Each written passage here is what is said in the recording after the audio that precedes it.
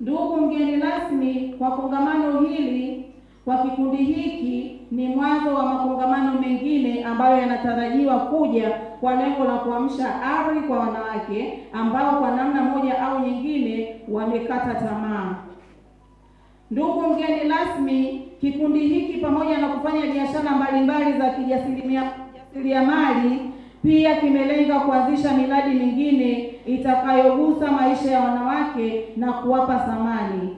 Mfano, kuandaa makongamano kama haya yatakayoleta ushindani kwa wanawake ili kujitambua katika kila nafasi walizopo. Pia kikundi hiki kitaendelea kuandaa kongamano la mwanamke hodari ili kuendelea kutoa hamasa kwa wanawake kujipa thamani kwa kusherehekea mafanikio ya shughuli zao za kiuchumi wanazofanya na kuaminiwa na jamii.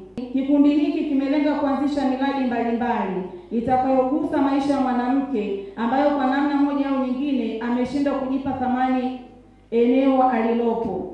Kikundi kimebaini uwepo wa wanawake wengi ambao kwa namna moja au nyingine watoto wao kushindwa kufikia ndoto zao na kuishia katika mazingira ambayo sio rafiki, hususan wanawake.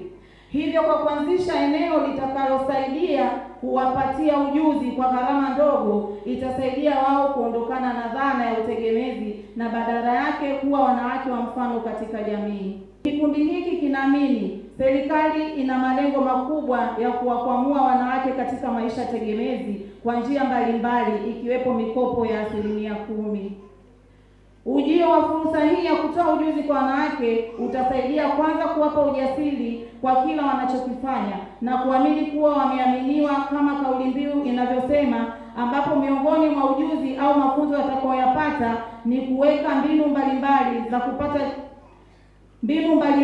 za kibunifu katika ushindani wa biashara watakaofungua kutokana na ujuzi watakaopewa.